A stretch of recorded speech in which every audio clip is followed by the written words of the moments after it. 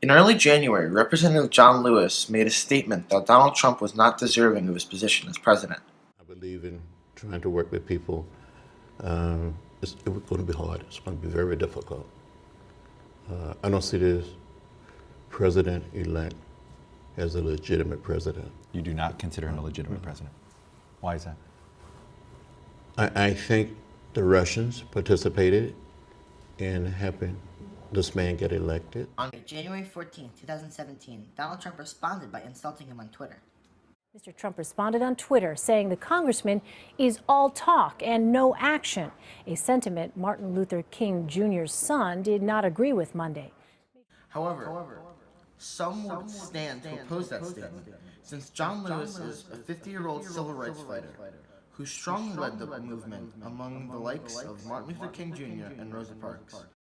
One of Mr. Lewis's most well-known contributions was speaking at the March on Washington on August 28, 1963.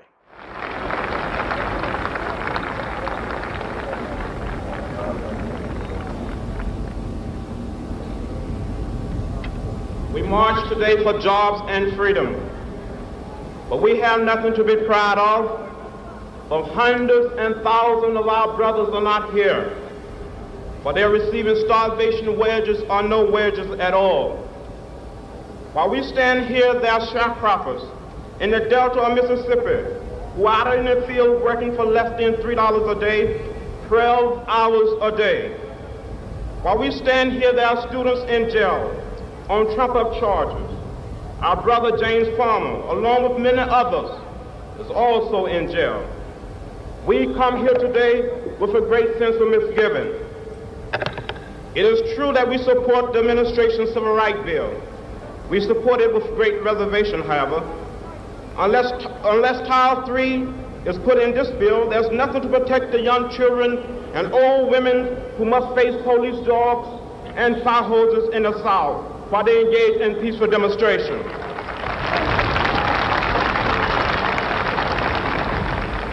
In its present form, this bill will not protect the citizen of Danville, Virginia, who must live in constant fear of a police state. It will not protect the hundreds and thousands of people who have been arrested upon Trump charges. What about the 3 young men, Snickfield Secretary in Americus, Georgia, who faced the death penalty for engaging in peaceful protest? As it stands now, the voting section of this bill will not help the thousands of black people who want to vote. It will not help the citizens of Mississippi, of Alabama and Georgia, who are qualified to vote but lack a 6th grade education. One man, one vote is the African cry. It is ours too. It must be ours.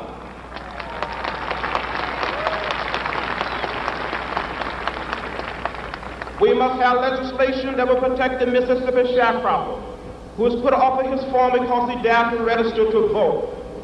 We need a bill that will provide for the homeless and starving people of this nation. We need a bill that will ensure the equality of a maid who earns $5 a week in the home of a family whose total income is $100,000 a year. We must have a good FEPC bill.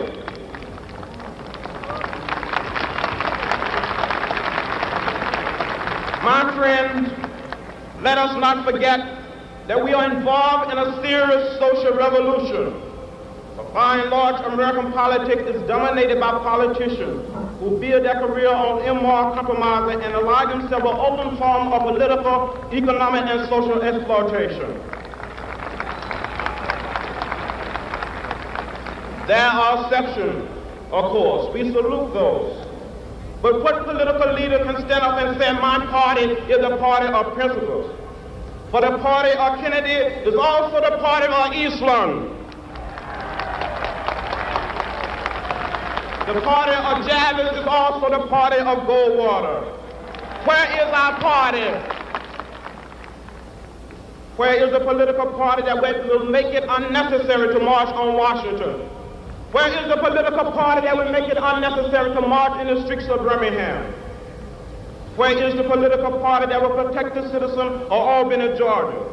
Do you know that in Albany, Georgia, 9 of our leaders have been indicted, not by the Dixiecrats, but by the federal government for peaceful protest? But what did the federal government do when Albany Deputy Sheriff beat Attorney C.B. King and left him half dead?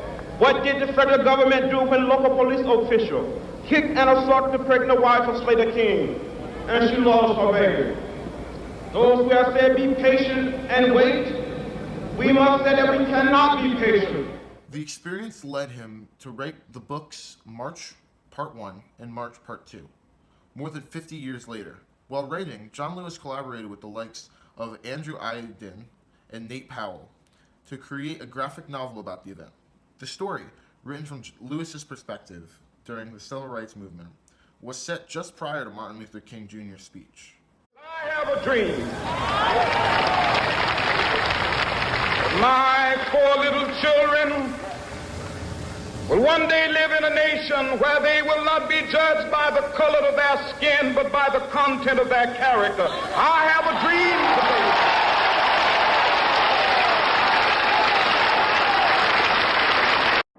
In 2016, John Lewis returned to the graphic novel series, March. The book opens during a Mississippi church bombing. This bombing was to protest against the Civil Rights Movement, including the African American right to vote. This caused unease between the black and white civil rights activists. The book begins with present-day John Lewis preparing to watch Barack Obama's inauguration.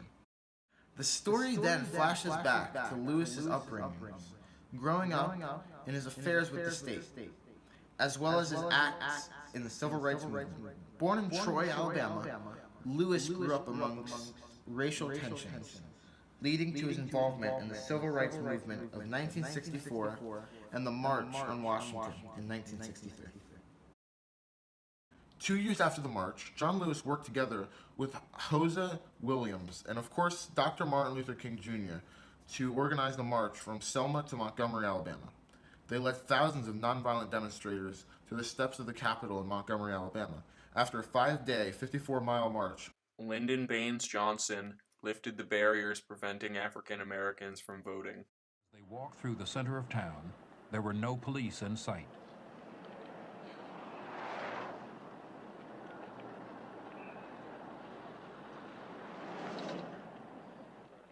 The route out of Selma crossed over the Edmund Pettus Bridge.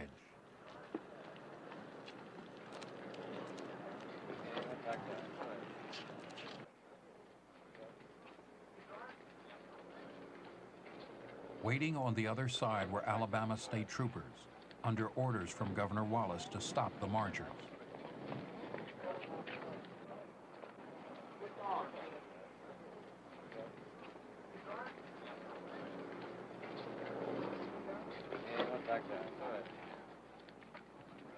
Clark's posse was on the sidelines.